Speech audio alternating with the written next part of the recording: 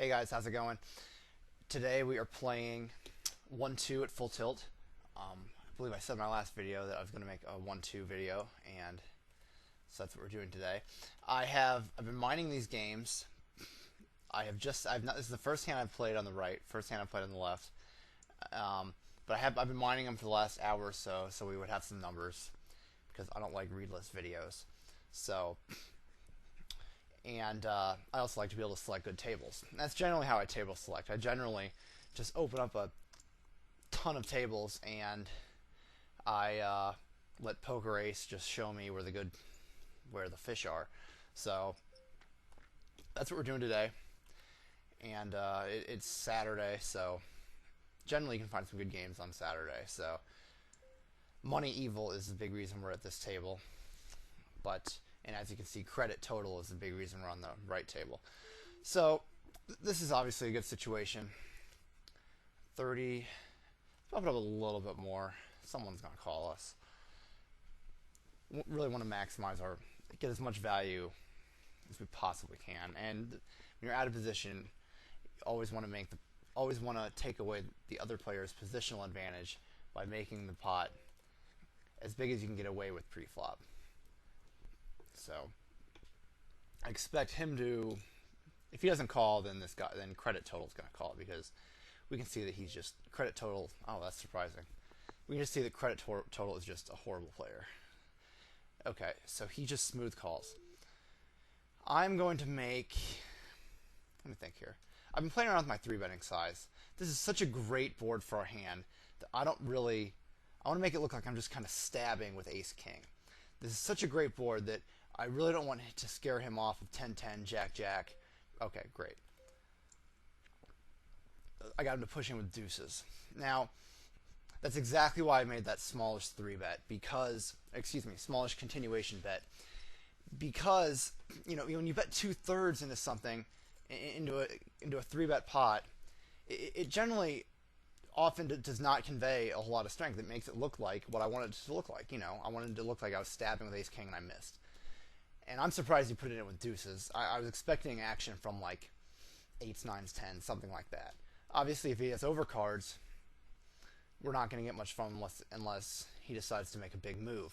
But again, when you bet a little bit, when you make a smaller bet, it opens up the possibility of that move happening. If I'd fired full pot into that, it's far less likely he's going to come after us with, a dry ace-king or something like that. So I like to open up, make it look like he's got some solid fold equity. And he walked right into that one, and that worked out very well. Okay, so now we've seen credit total do some calling and some folding after he gets raised. So that's interesting. We're going to punish that behavior if that continues. I'm not going to fight with 6-3 here. Now I got to talk about the dynamic on this left table a little bit. We're sitting here. I was choosing between this table and another one. And right before I started the video, the fish on the other table got stacked. So that made the decision pretty easy. Money Evil is horrible. That's why we're here. Now, Smaptastic is a Stocks Poker member. I'm sure you've seen him posting on the forums. He generally chimes in on a lot of different hands, and his analysis is usually very good. I've done some coaching with him in the past, and he plays a strong game of poker. Now, I didn't really want to sit with him because I don't like it when there's some sort of artificial dynamic in a video where someone knows the guy who's making the video and they try to outplay him or make some sort of crazy move. That's just ridiculous, and there's not a lot you can learn from that because it's basically two friends fighting for it for no real reason, and that's just not how you get better, and that's not how I'm going to be teaching you guys to get better. So basically I decided that, however, Money Evil, not only is Money Evil horrible, he's got almost a double stack. So that really, I figured the pros of having him at our table and making some money outweighed having Smaptastic here. Plus, we've got position on Smaptastic, so, that's... If Money Evil leaves, I'm going to pause the video and find another... Okay, never mind. We've got position on Smaptastic, and I'm not, I'm just not too concerned about him. One thing I do know is right before I started making the video, he IM'd me, and was basically complaining about a few bad beats. So he might be on tilt. That's something we're going to keep in mind, you know. And yeah, he's a buddy of mine, but like, you know, poker is poker and business is business. And if I think he's on tilt and we're playing together, then, you know, I'm going to use every piece of information I have to beat him. So that's something I'm going to keep in mind too. So we have a little interesting dynamic on the left table. Hopefully we can use all that information to our advantage.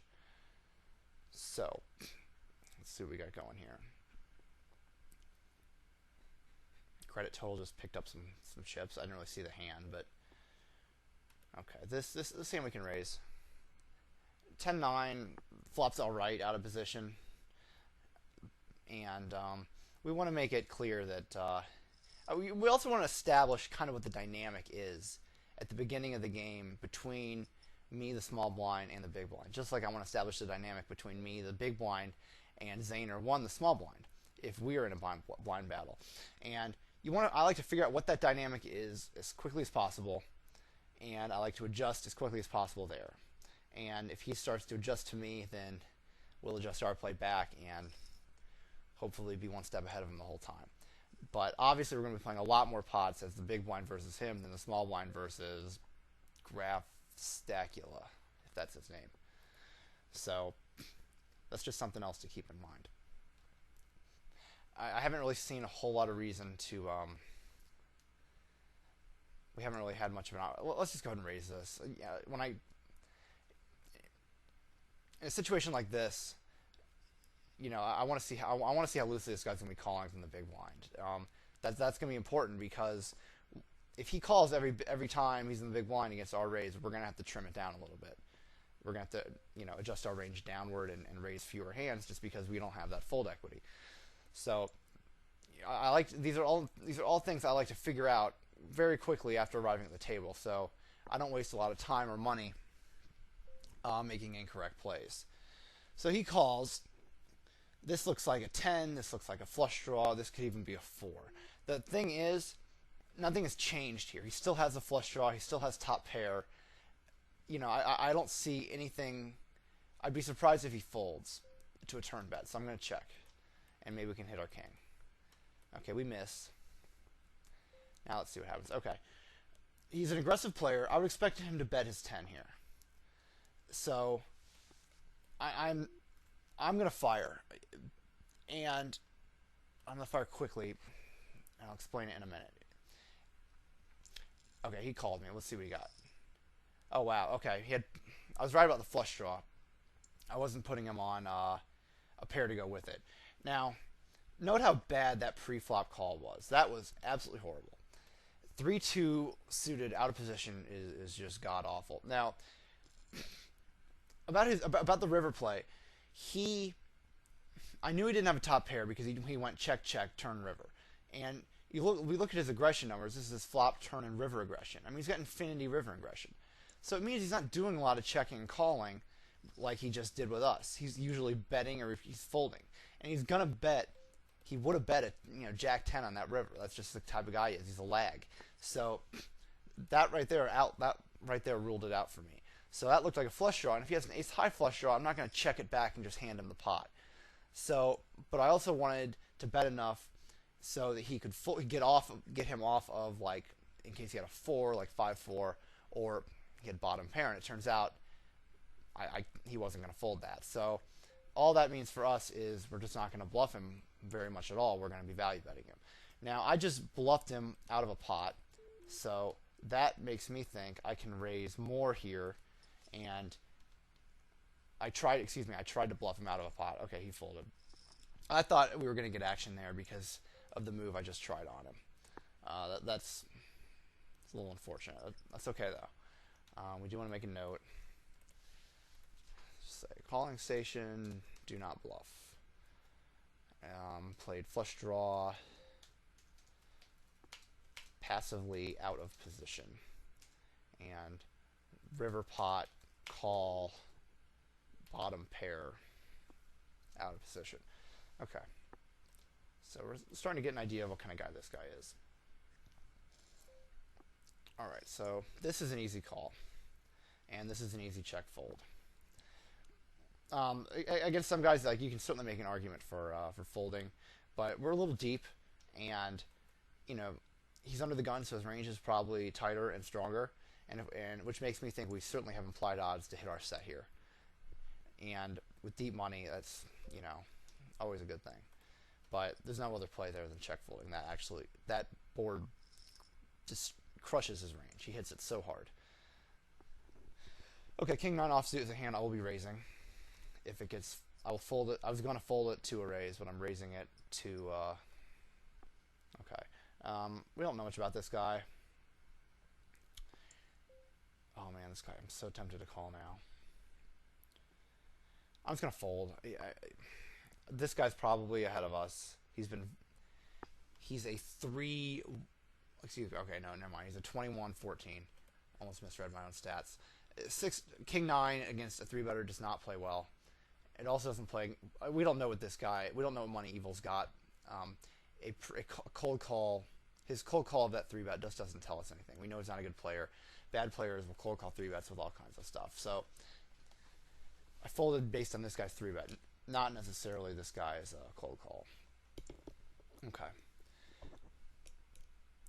Now, I haven't played a whole lot of 1-2 in the last year or so, but just seeing the progression from 2-4 to 5-10, I can kind of deduct what 1-2 is going to be like. And again, I'm just kind of estimating here, and I very well could be wrong. But I would, my guess is that very solid poker is going to get the money in this game. And what I mean is, I just don't think there's the I don't expect to see the quantity or the quality of multi-level thinking that you're going to see at 5-10. So how do we adjust our play?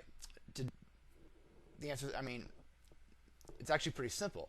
In a lot of videos, you're going to see a lot of 3-betting, 4-betting, some pretty sophisticated moves that I just don't think are going to be necessary to do a lot at 1-2. I'm not saying that you shouldn't make those moves and you shouldn't try to work them into your game, because not only I'm sure they're profitable at 1-2, and I'm sure, and they're great to have in your game, because then when you move up, they will already be there, and you'll have a leg up against other players who are moving up as well. But what I mean is, it's just not something you're going to have to constantly be thinking about. It's not going to. This isn't a game where you always have to be worried about being outplayed, and you have to be making thin bluffs or real thin value bets. I think solid positional poker is going to get you the money in this game. I'm checking this because this is so draw heavy. Okay, it's still draw heavy, and this one insta check. Man, if I bet, I'm bluffing. If I bet at this, I'm bluffing. So I'm just going to check. If I get raised, I have to fold because there's a flush and a 4 straight. So I'm not going to show down 2 pair on this board against a raise. So I'm just going to try to show it down. Let's just see what happens. I might call 1 here. I don't know anything about this guy. We don't have numbers. I would expect a lot of players to semi-bluff this in position. So I'm going to call 1. Oh, that is just fantastic. Okay, now we got to figure out what the best line is. I really like a river check raise. I have a hard time believing. Wait, maybe not. Let's think about this. I just don't know anything about the guy. I'm gonna just fire pot at him, because if FTP will bet, okay, he insta folded. He didn't have anything, and the reason I led instead of check raising is because if he doesn't have anything and I call that turn, he's not going to fire again. Look how scary that board was. If he's bluffing and I call there, he's certainly not firing again. But if he does have a 10 or a flush, he's going to have a hard time folding. So, considering he checked the flop back, if he had a flush draw or a 10, I would have expected him to bet. So I really don't think he had much. So, and I didn't expect him to bluff either. So that's a really tough spot to get value. And, we can kind of, there's really no great line there, because when we don't think he's going to bluff, but we also don't think he's going to have much, how do you get value? And I went with the decision to just fire in case he did have one of those drawing hands, then he could call. But I definitely think that's the correct play there. He's just, no one's going to bluff on that board. Like, that's just ridiculous. So we just kind of had to hope he had something that he could call with. All right. I've raised. I've bet. We know this guy likes to call lightly. He just limped in. Is this guy going to limp an ace from under the gun? Maybe. A lot of lags do that. I like a double barrel here. I think if 10 is likely, he could have a 9. And if he has a 9, then we're going to find out about it really quick. Okay, now we're giving up, obviously. I think he limped in with ace 5, ace 6 probably. I like the double barrel because we know he calls light, and this is a great board to keep firing at. If he doesn't have an ace, it's going to be hard for him to call the second bullet. But he did, so now we give up. Ace 7. So what did I say? Don't worry, we're going to get money from this guy. It's not looking like it at the moment, but we are. The important thing is we put all this great information to good use, which we're certainly going to do. Limped and called ace 7 suited under the gun. Played ace board passively. Out of position. Okay. We're paying very close attention to this guy, and if we sit here, if things go all right, we're gonna get his money. Okay, 10 queen. This is a hand. Let's bump it up. It'll play well if this guy calls us out of position, which he very well might. Okay, everybody folds. But going back to what I was saying about some of the lower games, it's just really important to build very solid fundamentals for no limit. And okay, I don't like some players that 3-bet. I do have history with him, but I don't right here. Okay, that's a good flop. And I'm going to play this passively because if I raise, I'm only going to get action from a better ace. Or unless he decides to put a move on me. And then it's a really thin decision, and that's just not how I want to play this hand. So, okay, now we just have a phenomenal hand now. Flush draw, straight draw, top pair. How do we get him to put as much money as possible in? Let's see what he does. If you trying to think of what's better, betting. Okay, I'm going to bet now for sure. I think check raise on his part would be very... If he check raises, we're going to have a decision, but this is for value. This hand's just way too valuable to just check behind. Okay, that is interesting. He could have another real weak ace, is my concern here. I mean, he could have any other ace beats us, obviously. So, if I fire again, I'm not sure he's going to call with his king. I'm just going to check. I just don't see us getting value from anything we really beat. So, okay. He wasn't going to fold that. That's fine. Now, a lot of people do not defend their big blind enough. And ace 4 suited is a great hand to be playing in position in a blind battle. And you want to be playing a lot of hands in that spot because it's such a profitable position. And this is something that I'm sure if I played enough 1-2, it would be a really profitable spot for me. It's something that you don't really see a lot of players play that spot well until some of the higher stakes. So, it could be a really strong. I would guess that at the lower games, it could really be a strong addition to your game to really strengthen that up. Last time I played 2-4, I was running bad and I was playing 2-4, and I think I played like Queen 8 offsuit against and a lot of times I 3-bet. I don't just call as the big blind in a blind battle. But the last time I played 2-4, I smooth called Queen 8 against a small blind, and I flopped something awesome. I had what was it? I flopped again some sort of draw, and maybe a flush draw. No, you know what it was? I flopped trip 8s. That's what it was. And I flopped trip 8s, and let's see. The action, I think I just called this bet. We got min check raise. We're gonna call one. I'm just not folding a pair to a min check raise. I think it's a weak move out of position. Very easily could be a flush draw. Now he insta fires half pot. Like, what's he doing this with? 9s, 10s? God, readless. I just really, man. I don't really want to donk off double this guy up. I'm just gonna fold. I'm not convinced he has a better hand, but stack sizes are weird, and he'll have an easy river shove if I call there, and it's just, I don't know. It's definitely thin. You can make a case for calling. Anyway, back to what I was saying. And I flopped trip 8s, and I stacked this guy who had king king, and he went on and on in the chat box for like half an hour about what a donk I was for defending my big blind in a blind battle with queen 8 offsuit. It's like, are you kidding me? I mean, queen 8 off is like the most average hand in Hold'em. It's like right at the 50% mark. But so what? I mean, I would have defended with queen 4 suited. I mean, it's just to call that a bad play is absolutely atrocious. And you know, you have to defend a lot because you're not going to be folding. You can't be folding your big blind to the small blind raise when you're going to have position on every freaking street in the hand. It's just, you have to defend a lot, and you have to be aggressive. You have to make the guy dread raising something like ace 10 against you because he knows he's going to have a really hard time playing the hand out of position. Like that's what you want when you're in the big blind.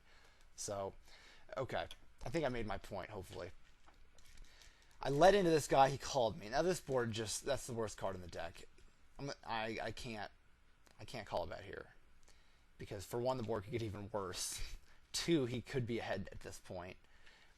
3, I'm gonna have to call a bigger river bet with a very marginal hand. So I'm gonna fold. I'm gonna fold, and that's okay. You know, this is what I was talking about, playing solid poker. Trying to show that hand down against this guy out of position on that board is, in my opinion, not a winning proposition. So, solid out of position play is very important. We're not going to get carried away, and we're certainly not, going to make a bunch of hero call downs with hands like that. Trust me. Our cards alone, playing our position correctly and playing our cards correctly are all we need to get this guy's money. So we're just going to be patient, and we're going to hope that, we get some good spots. We already have an image with him. He thinks that we're kind of, all right, this is getting irritating. This is getting irritating. I'm going to call this guy with the intention of moving him off his hand on the flop. Okay, that's a horrible flop for it, unfortunately. Let's just see what let's see what he does here. He calls. We know his 3-betting range is wide because he's been 3-betting us like crazy. I'm going to call 1, and the intention here is to bluff a later street. If he doesn't have an ace, okay, he checks his ace. Or she checks his hand. Insta check. Let's bet. 75. If he check raises, obviously we fold. But okay.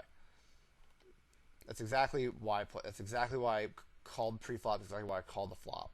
Is because we know his range is wide, and if he doesn't have an ace, after his continuation bet, what can he do about it? Absolutely nothing. Like, what can he do with king there after I call the flop? He's screwed. So it's exactly why I did that, and I'm glad that worked out well. Now, okay, we're not like deep, but the bottom line, and this is speculative, the bottom line is we have implied odds against this guy.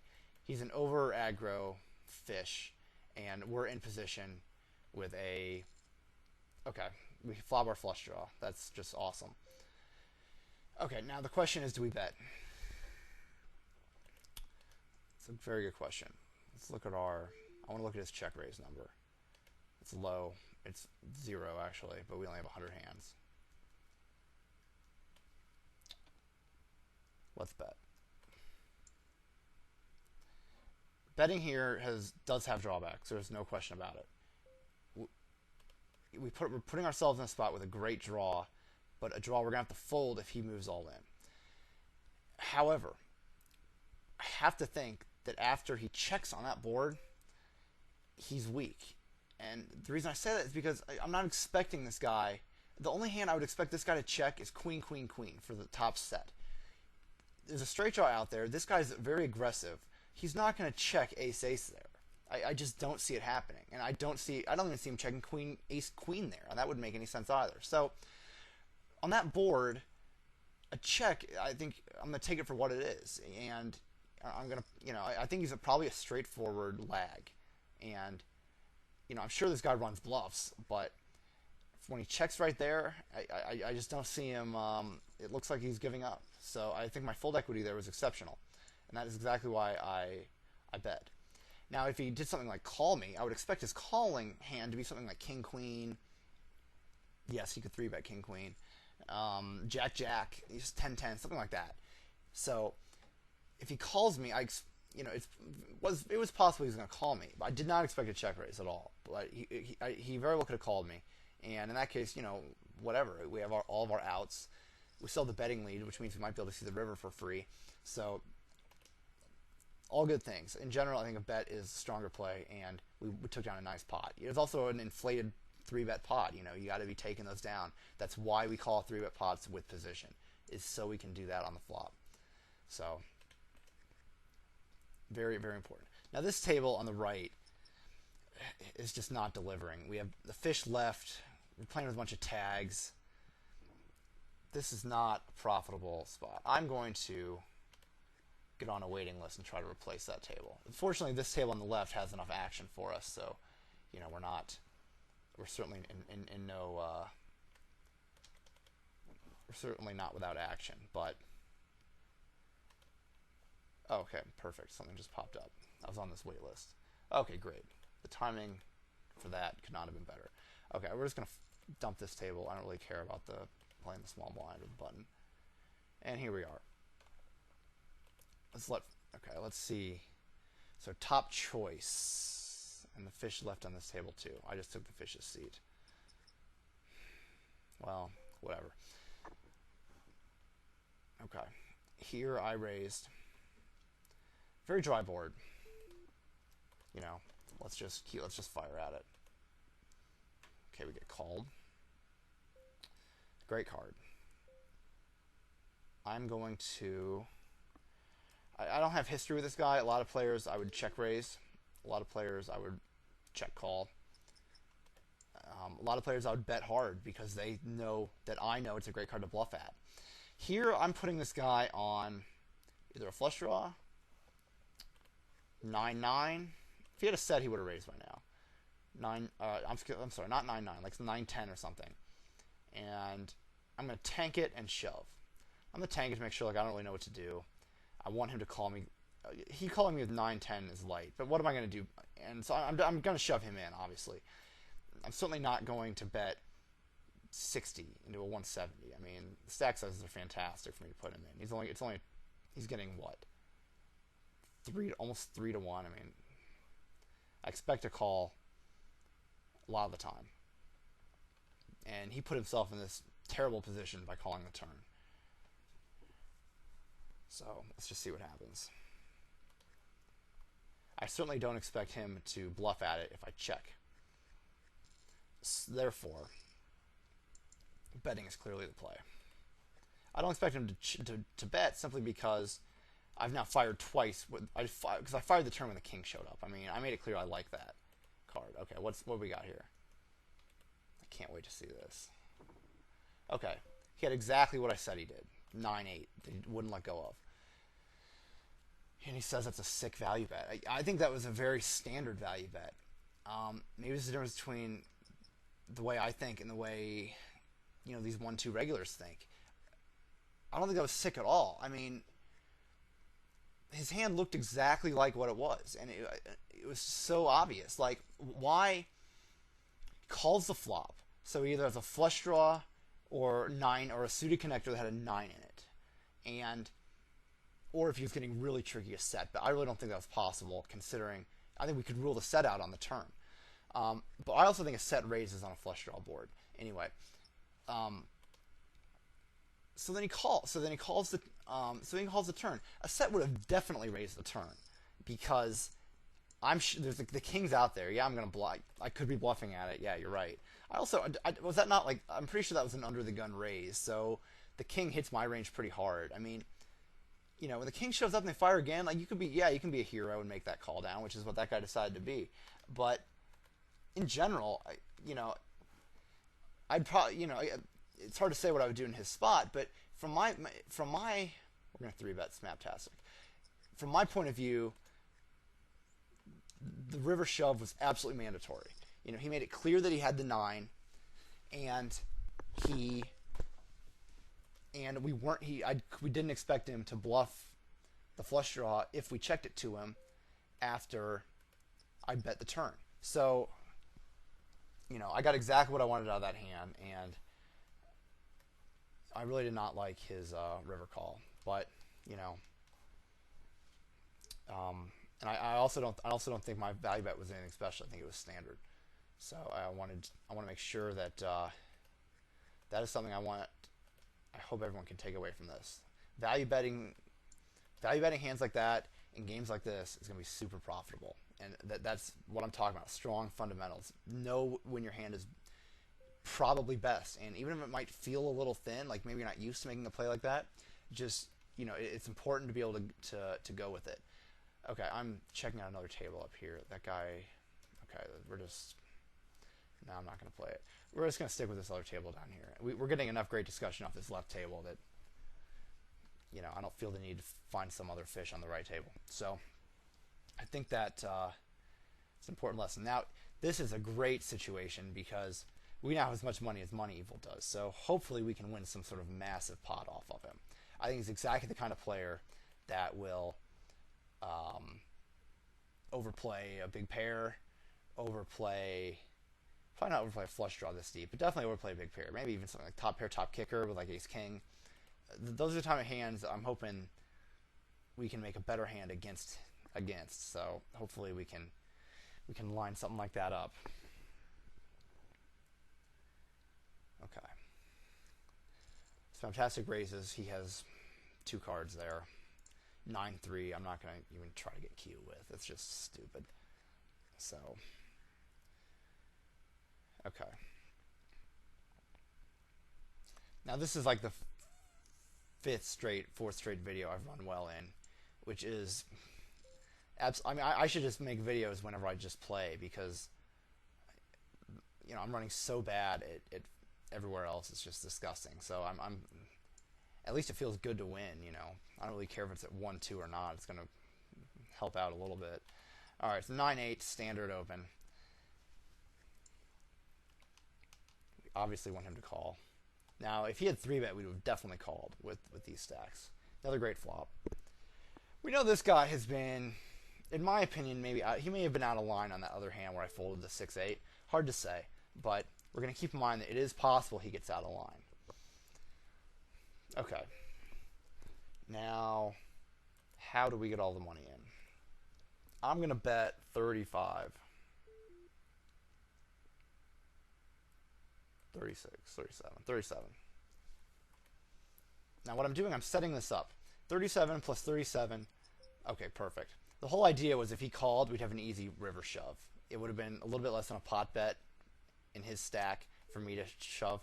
Obviously, we're putting this in right here. I mean, I'm curious to see what he has. I wonder if it was air. God, that'd be hilarious. If he folds here, then I hate his bluff. For obvious reasons. He put half his stack in on a bluff. That's just, I mean, I don't know. Maybe he thinks he has a great read on me and he's willing to do that. Okay. If you're going to do that, I would shove in and maximize if he has air there, then shove the money in and try to maximize your fold equity. Like a little min raise. I mean, maybe he thinks I'm going to fold to that, but there's not a lot of hands I'm going to fold to a min raise. And I'm very unconvinced by min raises. So if you're playing with me and you try to min raise me, do it for value because it's not going to work as a bluff. All right. Clearly, we're going to bet our top pair.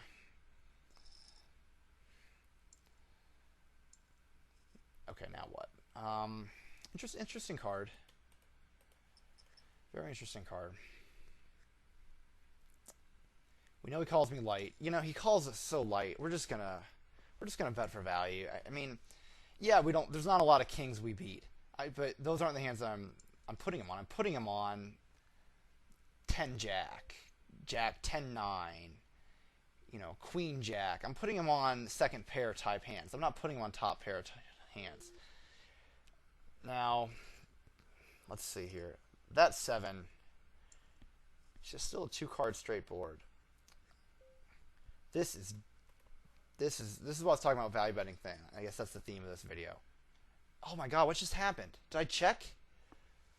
Oh man, I was gonna bet. Oh, did I just misclick? I was gonna bet. That's okay. He had 8-5, so I don't think he was gonna call a river bet. I was going to bet the river. I want to make that very clear. I guess I was looking over here and I misclicked. I don't know. Sorry about that. I was gonna bet half pot there because I wanted him to look me up. I was putting him on a second pair type hand. And he actually had a third pair type hand. So I was going to value bet and try to get him like Jack 10 to call.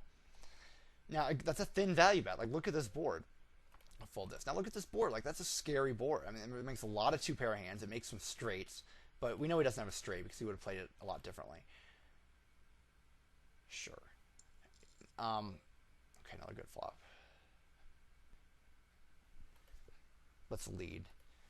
Now, so that's what I was trying to accomplish there. And I would have bet half pot. I guess I'm sure he would have folded. I mean, but nonetheless, I wanted to value bet this, and I think it's a good spot to value bet like half pot because of what we've seen this guy do on past hands. Okay. Okay, this guy likes what he has. Wow, and a call. This is interesting. I led because a lot of times pre-flop raisers.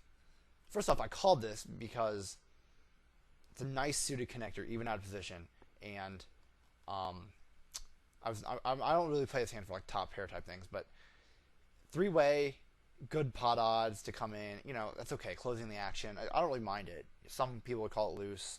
I would call it loose in some games, but that's okay. The question is here now. We're getting 4-1 on this call. Clearly, that's great. That's exactly what we need to see the turn card. Probably not going to be able to see the river card. Shit, I got to make a decision. I'm just going to call. Okay, we missed. I did not want to push because I don't expect this guy to fold, and I don't think he's doing this with a hand I beat, with a hand that I'm flipping against, or a hand I'm a favorite against. I think I have 9 outs to my flush draw. I don't.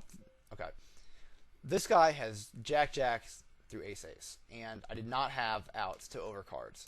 Had I had overcard outs, even 3, I don't think I have any. But if I thought I had 3 overcard outs, I would have shoved the flop and flipped with my 12 outs, but I don't think I did. So I decided to just take my break-even call, and we're going to get to see it. See, Ace-Ace. Oh, and he had 8-9 anyway. So, so that is why I didn't shove, because I did not think I had overcard outs. So I was more than happy to take my break-even. That call is break-even, by the way. 50 into for just my 9 outs for my flush. So, you know, I'm happy to take the break-even play there and try to see the turn, and then I can shove from there or let him shove. You know, it's a much more profitable line than shoving that flop with only 9 outs. This guy made it very clear he had a big pair the way he played the hand.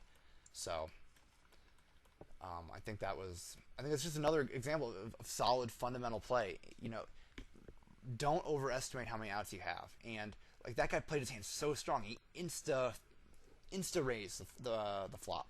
He would just play it so strong. I just didn't think there was any way he had 10-10. I mean, it just didn't make any sense. So, especially when I led into him. I led into him trying to represent an 8 and push him off like ace-king or something.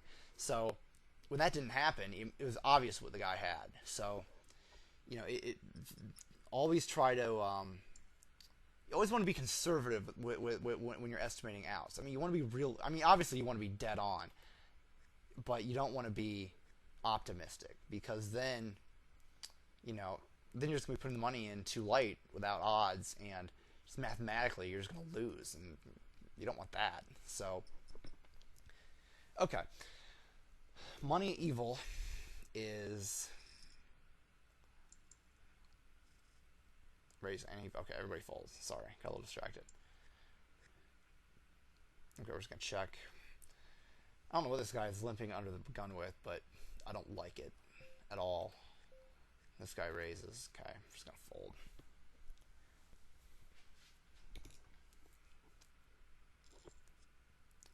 I was actually planning on telling you guys a little bit about my poker background and, you know, what I've been doing poker-wise for the last couple of years.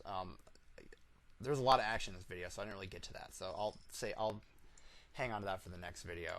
I kind of figured that, you know, if I was a Stocks Poker member and, you know, this random dude, Hunter, started making videos, I'd probably want to know why the hell he's qualified to be doing it and what his story is, because I'm certainly no internet celebrity. But, you know, so I was just going to talk about that a little bit. So I'll do that in the next video, though, because I'm probably going to get interrupted again because we've been getting good action, and I like to keep my videos around the 50-minute mark. Yeah, I really don't like... I think by the time that 50 minutes goes by, you know, it's generally enough is enough. You can't make your point in 50 minutes, then it's time to move on, in my opinion. Okay, I'm going to bump this up. Again, deep stacks, nice implied odds for this hand. So, and Sproyo's numbers keep getting better and better too, by the way. This is a great flop. This is a flop that he just cannot have much. So, easy pot bet. I mean, we know he likes to call with weak hands, but I mean, that just misses so many hands he calls with. Another easy open.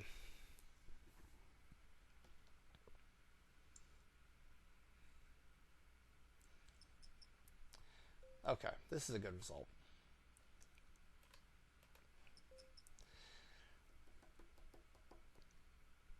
Trying to decide what to do here.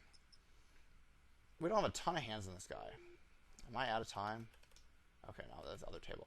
A lot of times I call and see a flop, but I've been raising so much. I really think this guy is just trying to make a move. So let's just... we're just going to 4-bet him. You know, I really think... I just raised 4 straight hands, so I'm sure he's getting sick of me. Okay, easy. This is a good flop over here, too. Let's check and call. Question, I mean, I can make a very strong case. I'm just going to check. I'm going to let him fire. Okay. Let's see. Had I bet there, he obviously would have folded. The thing is, like, that's like the safest flop in the world for my ace-king. I'm behind ace-ace, and that is it. So that's just one of those spots where not often am I going to get action from a weaker hand unless I check it and let him try to fire. And it's a 4-bet pot. I mean, clearly it's just too irresistible to try to bluff at and take down. So I don't like his call of that 4-bet. I mean, my 4-bet range is heavily weighted toward big pairs and ace-king. So he's flipping at best against, you know, a small amount of my range. So that's just not a... I think he should have folded pre-flop, but whatever, you know, that's why we make 4 bets, and that's why we able to make money off guys like that. Okay. Gaucho Bluffs, that's an interesting name. Ace-9, okay, it's easy. I'd be curious to see what secret surface was 3-betting me with and then folding on that flop. I mean, that flop hits his... I didn't bet the flop because it hit his 3-betting range so hard. Ace-king's like the only hand it missed. So, you know, queens, jacks through aces like that flop. Kings aren't thrilled, but nonetheless, I mean, it's a pretty great flop for a 3-betting range. But maybe this guy's just 3-betting light. I mean, that very well could be. So, but when he checks behind, that says to me he just does not want to mess around. He thinks that hit my range too hard. So I don't, you know, I'm gonna... If he's telling me that, I'm gonna, you know, I'm gonna do what he thinks I'm gonna do and take it down. So, piece of cake. All right. Another easy bet. You know, I'm sure this guy may have called me with ace-10, but more likely, you know, not. and if he doesn't have an ace, he can't continue. So pretty easy. Plus, I had a gut shot too to fall back on, which is always nice. Okay, let's see. I'm gonna go another 5 minutes. So we've really had some great action. This has been fun. Okay. I'd love to get a big hand against Money Evil. That would really just put the icing on this video. That would be fantastic.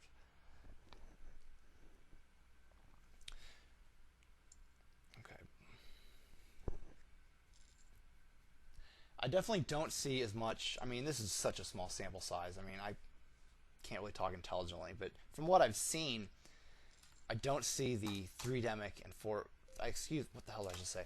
3-betting and 4-betting epidemic that has kind of infested the bigger games. And sometimes it's like I generally can't play those games like for more than a few hours. I just get sick of it. It gets stressful, and I don't really see that as much down here, which in my opinion is a more fun poker game. You actually get to play some post-flop hold'em, which is nice. But nonetheless, it's very, very important to have a strong 3-bet and 4-bet game. Flop and 3-bet pots on flops. Like, we had a good one with the guy who had been sitting right here, and it's just really important to keep think about all the options. Think about what a raise does. Think about what a call does. Think about, if you call, how does that affect his vision of your range and where you can take it from there. So very good stuff to think about. Okay, can't do much here, unfortunately.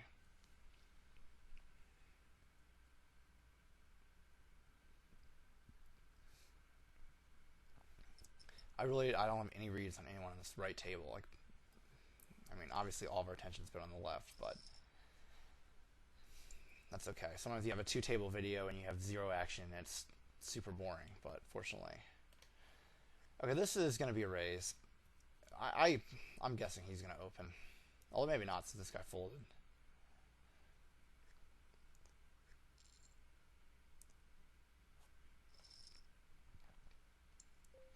I mean, you definitely got to keep in mind, like, think if this guy had limped, like he had been a lot. That changes everybody else's raising range. Everybody else, if he had limped, everyone else is going to want to raise lighter to isolate. So it's much more like this guy's a real hand, and I'm just going to fold. I mean, I have no interest in playing that hand against a raise from a tight player who is not trying to isolate. So when there's a big fish at the table, it drastically affects the dynamic of all the other good players, and you always got to keep that in mind.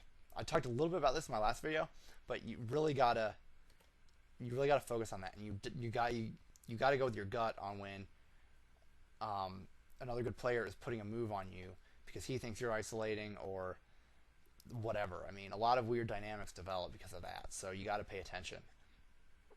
Okay, let's see. Okay, I am going. God, let's play one more orbit, I guess. I really want to get a big hand against Money Evil.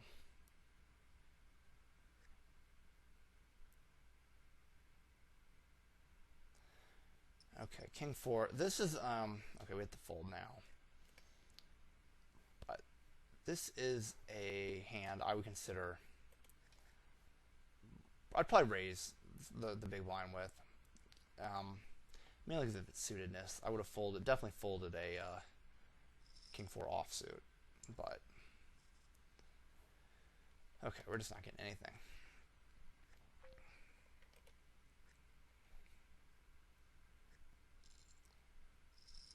This looks to be a really exciting, barely raised pot between these two. Let's see what happens. Okay, he takes it, Zayner takes it down. Okay, 2-8. Not going to cut it. Jack 4 suited, definitely not going to cut it. So this guy's continuing to limp under the gun. Just, I don't like it. There's just really no reason to be doing it. And I can't think of anything good that's going to come from it. The only thing good that can come from it, in my opinion, is if you somehow know you're going to get 3-bet, you can limp like deuces or threes or something, because then you can just call the raise and see the flop. But I don't know. It's just very weak, and your hand becomes transparent at that point anyway. So, okay. Queen 8. Let's see what we can do here. Okay, King 8. If we're raising King 4 suited, we're definitely raising King 8 suited. This we're going to fold. Deep stacks against a good player. Queen 8 is not something I'm looking to get involved with.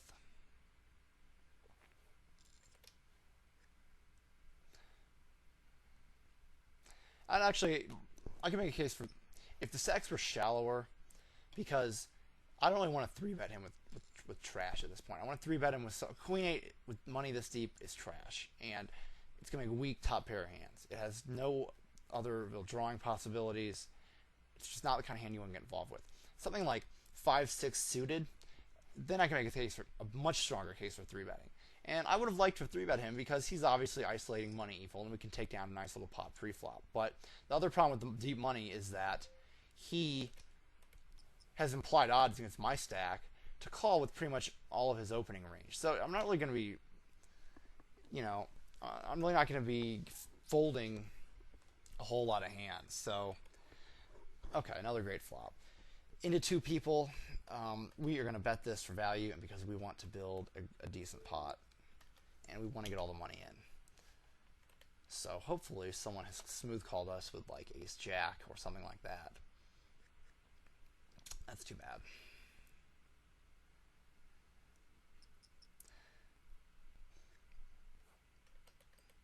I mean, an option would have been to check there, but I don't know. There's no real history, and without that, I kind of like to just play straightforward. And it would be tragic if it had gone check, check, check, and it gets to the turn, and there's no money in the pot, and I've got a great hand. I mean, that's just awful. So you don't want that happening. So I wanted to build a pot. Okay, last few hands.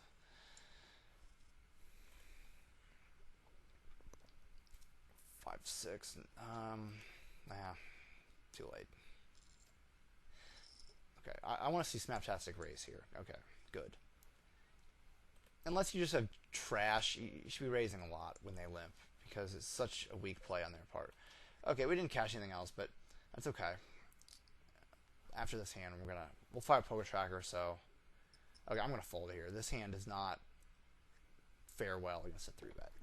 So on that note, I'm gonna pause it. Okay, as you can see, another great session in a video. The second video in a row I've run over 80 Poker Tracker big blinds per 100. That's just so sick. And God, I wish that would translate into my results of 510. But it's always nice to run well in videos, and so I'm very happy with that. Obviously, these numbers are actually really close to what my real numbers are. I played a 23-20, which felt about right. Actually, didn't really feel like I was getting too carried away or anything like that. So that's kind of good to see. I'm trying to think. I don't think there was any special hands that I wanted to go over. The only one would be the one where I lost. Let's see, this one. And this was a blind battle versus Snaptastic. So this was a somewhat interesting spot. Actually, stop it. Let's go right to the flop. A little interesting. Okay, no, this isn't the hand. Never mind, forget it. I think I explained it well enough at the table. Well, I hope everyone liked it, and please leave me some feedback, and I hope everyone is doing well and winning money. So I'll talk to you guys later. Thanks a lot. Bye.